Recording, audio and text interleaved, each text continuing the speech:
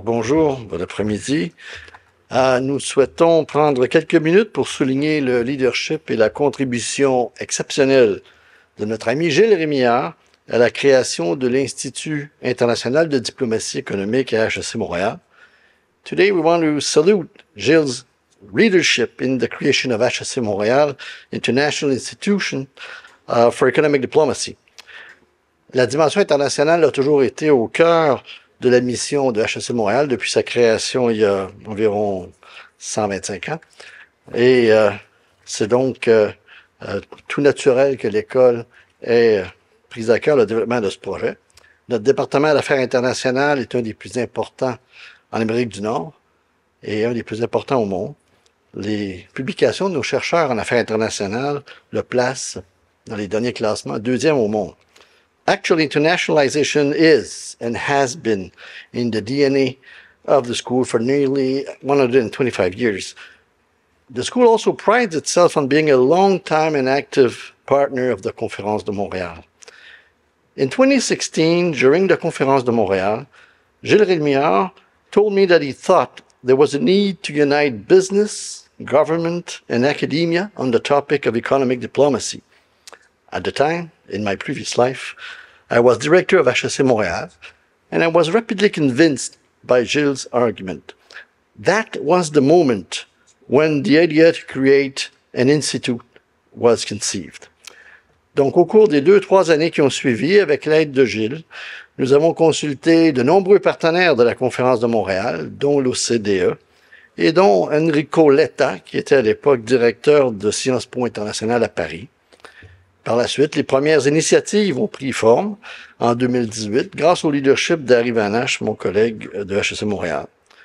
Aujourd'hui, l'Institut international de diplomatie économique est à une jonction extrêmement importante et prend véritablement son envol. C'est pour ça que Gilles, je ne sais pas où est Gilles Rémillard, pour ça, Gilles, que nous croyons important aujourd'hui de souligner ton leadership.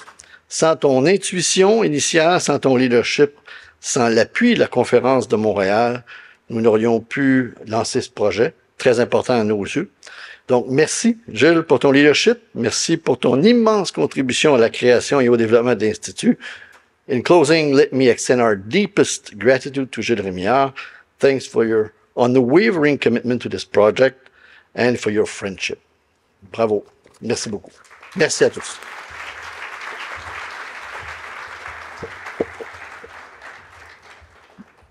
Donc, merci Michel pour ces mots d'ouverture qui évoquent beaucoup de souvenirs qu'on a eus à Paris et ici à Montréal dans ce projet.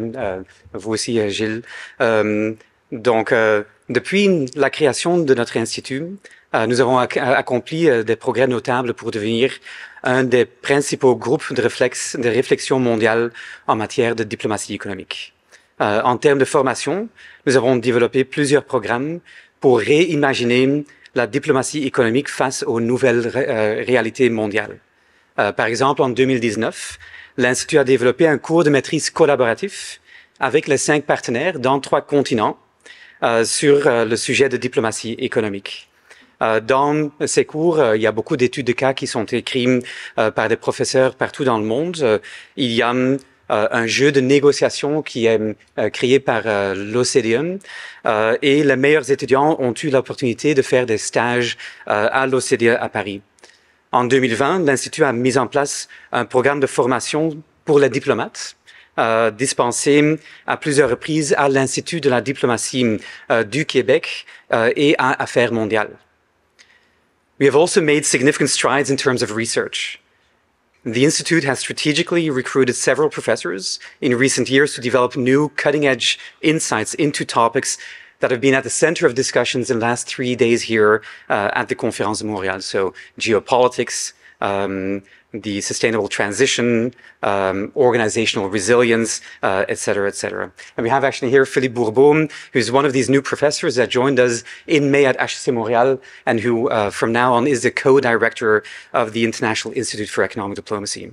So let me just very quickly highlight a couple of our recent research endeavors. Our team has recently taken over the editorial leadership of the Journal of International Business Policy. So this is one of the leading journals, academic journals, which focuses on publishing policy-relevant research on international business issues. We have also conducted background research to support the OECD's and G7's efforts to securitize clean energy supply chains. We have analyzed the good, bad, and ugly sides of the US CHIPS and Science Act. We have collaborated with the C.D. Howe Institute on the future of global supply chains. We have worked with the Global Risk Institute to study the evolving trade relationships of Canada with the Indo-Pacific.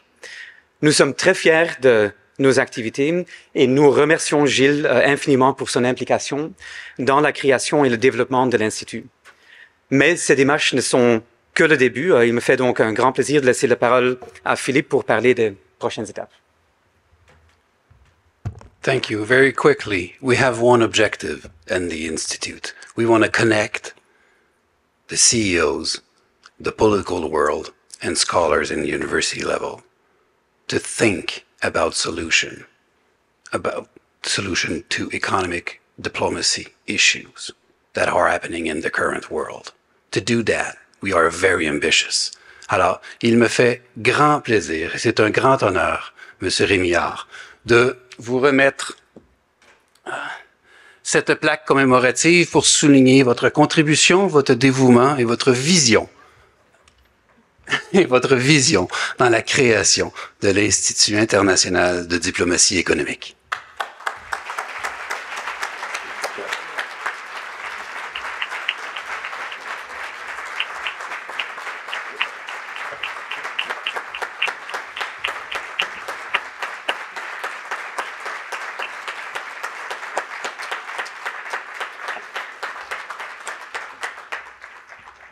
Est-ce que je peux dire un mot? Ben oui, Oui. Donnez-moi ça. Je veux simplement dire que je suis très touché par ce geste que mes amis de HEC me font. J'en suis très touché parce que après ces 3 jours de discussion que nous avons eues à cette 30e conférence de Montréal, je crois qu'il y a une conclusion qui s'impose. Nous avons besoin d'une nouvelle diplomatie. Et ça me rappelle, that reminds me, what Jacques Delors, President of European Countries Association, Jacques Delors was our guest speaker at the Conference of Montreal for the third one. And he said, you know, when people are concerned, they are careful. But when people are scared, they could be violent. Et je crois que nous sommes à ce moment-ci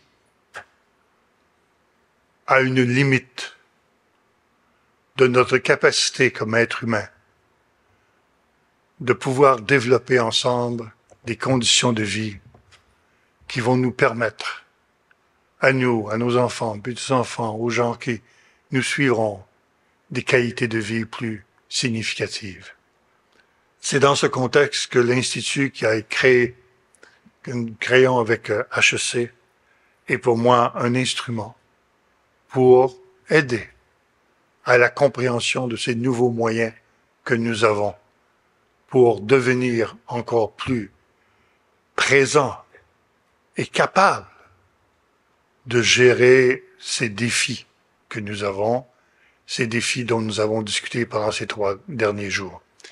Merci à vous, merci à tous ces participants qui sont venus pendant les 3 derniers jours. C'était très apprécié de vous avoir avec nous. Et voilà, je vais, je pense, laisser la parole maintenant parce que c'était pas prévu que je dise des mots comme ça. Alors, mais c'est Nicolas, parce que voilà, vous savez, pour tout vous dire, Il y a eu un bureau des gouverneurs de la Conférence de Montréal il y a quelques années, et on me dit, Gilles, on a une belle nouvelle pour toi.